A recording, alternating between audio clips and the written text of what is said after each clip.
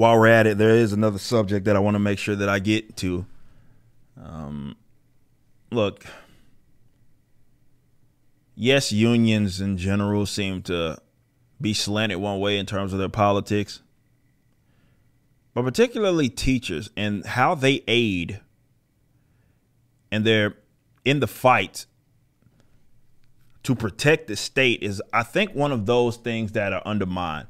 Teachers for a long time, really up until recently, if you think, it's like one of those off limits sort of occupations, right? Because everybody thinks that, every teacher basically, everybody knows that there's piece of shit teachers, but no teacher will admit they're a piece of shit, right? All you guys got family members, and of course they care so much about the children and their growth intellectually and mind and all that. I get that. It's all bullshit. It's been bullshit. We know somebody fucking up, so who is it?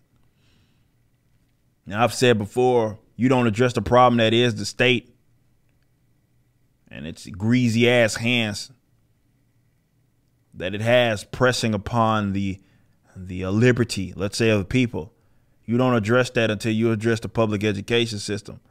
More precisely, you address these intellectuals that are out there, because they are the first ones that are rolled out. In the event that someone says, okay, maybe the state shouldn't have power over this. Maybe they shouldn't be funding this. Maybe they shouldn't be doing that. Who are the people that they generally roll out? It's the educrats, the educators, the intellectuals, the lifetime academics. Now, considering what's been going on, there's a strike happening out of Minneapolis, if I'm not mistaken. And Fee did a great job, John, over at Foundation for Economic Education, brought this thing up. And I want to talk about this. And I really want to emphasize how this is the general outlook on this organization. I don't want to say organization. Let's say institution. Minneapolis teachers were striking for a fourth consecutive day on Friday on bridges. This was last week. And overpasses throughout the city.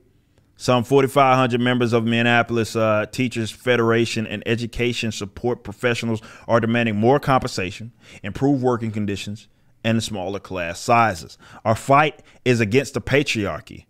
Our fight is against capitalism. Our fight is for the soul of our city.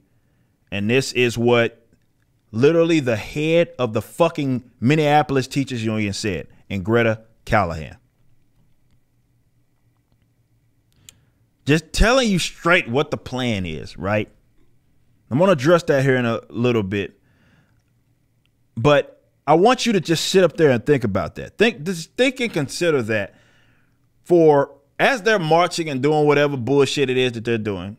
You're talking about, we know that basically the teachers union pimps really the education system in general, right? Various teachers union. But again, as Greta Callahan and as Mr. John Collins was covering, says the district told them this morning that they had no offer, says she's been doxxed, but the fight is all of them. And as mentioned, what we just quoted. So why on earth, really that's the main thing that I want to focus on regarding this segment.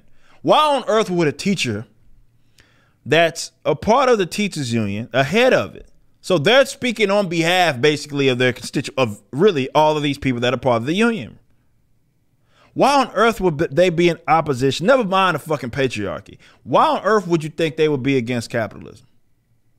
Let's talk about it. Let's define capitalism first in a modern sense, not in the way Marx described it. Let's talk about how, let's say in the economic sense, in terms of how it's advocated, because really that's the only thing that matters. Otherwise, you're working on a straw man and using the word in terms of no notable economist actually uses it that advocates for it. Capitalism is the private ownership of goods and services and the free and voluntary exchange of those private goods and services. It's essentially how both Murray Rothbard of the Austrian Economic School defined it, as well as the likes of Thomas Sowell, which I guess you could say he comes more from the Chicago. I'm not willing to just call him a Chicago economist, but they tend to line him up because they look at him as a student of Friedman. So when you look at that, Why would a teacher be against that? Well, you have to then look at how they're funded and how they're subsidized. When they're asking or demanding that the quote unquote, let's say the state or the district or whatever it is needs to do something for them, they're advocating that your money that is stolen from you and future generations, because remember, the state isn't a producer, the money that's stolen from you be paid to do what they want.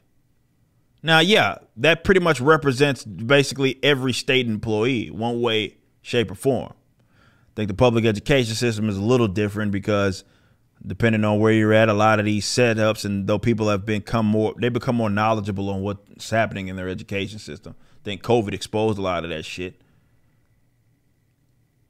But, you know, you got your kids, for whatever reason, some of y'all are still dropping y'all's children off at these indoctrination camps where they're telling you they're against capitalism. So you are birthing basically into the world blue-haired weirdos that are going to be soon enough tossing bricks in the Starbucks. Just give it time. You think that little shitty 15 minutes that you spend at dinner, if that, talking to them, asking them how their day is going to somehow offset them spending time in an institution that is as rotten as it is in the public education, 8 hours a day, however many months. Yeah, they get the summer and some of the winter months off, but still a significant portion of their time. Now, some people will look at it like this, and this is what the academics have always said when someone like myself says, the public education system cannot be revised. There is no revision. There's no revising it in a way that makes it better, in a sense that it benefits people. When you consider how it acts as basically a monopoly, yeah, there's private schools and home schools and all that, but even them, a lot of them are having to be based upon what the public education system curriculum is, or having to make an adjustment upon it. And either way, even if you take your kid to like a homeschool co-op or something like that, which you should, the state's still going to be stealing from you to take that money. But you look at it, I say abolish it, and I'm not the first one that says it for various reasons. I can make the point from an economic standpoint as well as from a social standpoint as to why it is so rotten. It's expensive. You look at how much money, for whatever reason, people don't think we spend money in this country on students. And per pupil, I believe we're like #1 in the fucking world. People don't know that. Oh, well, it doesn't get to them. Admins and all of that are taking the money and all of that shit. They pay more per pupil, again, in the vast majority of the world, including those socialistic countries that you guys know and love so much. It's just a shithole concept that needs to be eliminated. It cannot be revised. But the academics will protect it because a lot of them know that in the event that this whole system was marketized, and when I say marketized and I talk about privatization, you need to understand what it is that I'm saying. This isn't a one size fits all. That's the fucking point. So you can't look at the landscape of how education looks right now and say, well, some people can't afford private school. First of all, you have absolutely no fucking clue how school education is going to look in the event the public education and Department of Education systems were completely eliminated. You have no idea how the fuck that's going to look on the other side of it. K through 12 aspect, especially in the technological age, is archaic as fuck anyway. There'll be different forms of education, concepts that we haven't even fucking thought about because, well, #1, people are free to make those decisions without threat of the government gun, but they also aren't getting stolen from. There'll be free schools, free, you know, being where let's say the parents don't have to pay for it. There'll be all of those that exist. Just all won't be public in the sense that your money's just being stolen to pay for this dog shit. And your kids is being forced to go to this school because you live in a certain area. But a lot of these people that have all of these fake jobs will be out of jobs in the event that the education system as we knew it was completely eliminated. And they know that. So when they are against capitalism, they are against a system that would require them to be, let's say, useful within the marketplace. And a lot of them aren't. A lot of them are just very bad people going through the fucking motions. A lot of the jobs are fake. You say, well, what about the good teachers? Well, the good teachers, the one that are worth a damn, wouldn't have any sort of problem in a free society. They wouldn't have any sort of problems getting a job. They'd get paid more. They'd be in higher demand.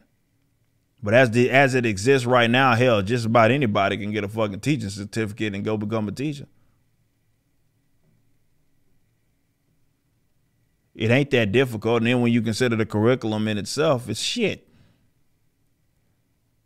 So they're against a system that requires them to become useful. The great Walter E. Williams, Dr. Walter E. Williams, rest in peace, who I would consider the person that mentored me. You look at him and some of the things that he would say, and, you know, he talk about how, you know, greed and all these concepts that people look at, they demonize capitalism because of it. Not seeming to understand that it's because of people acting in their own fucking self-interest. That, let's say, Idaho potato farmers were getting potatoes to people in New York that they didn't really give a shit about. Right? It's allowing people the freedom to be able to act in such a manner that they wouldn't dare allow to exist because their bacon would depend on it otherwise being. And these people understand the writing on the wall. They do.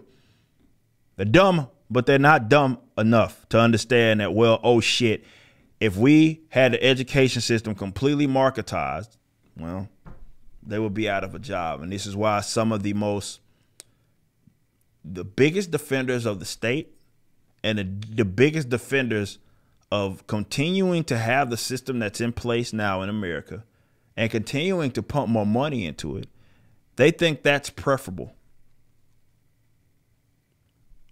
That is why they are the biggest defenders of that. Because, well, without it, they couldn't get over on the people. You look at the slant of all these teachers, all these academics, it ain't like a lot of them are fucking anarcho-capitalists. That ain't exactly the fucking case. They're pieces of shit in an archaic system, and they are stealing your money to subsidize shit like this, and your children are forced to go to these fucking rotten schools in the event that they go to one of these public institutions, which I'd recommend that you get them out of.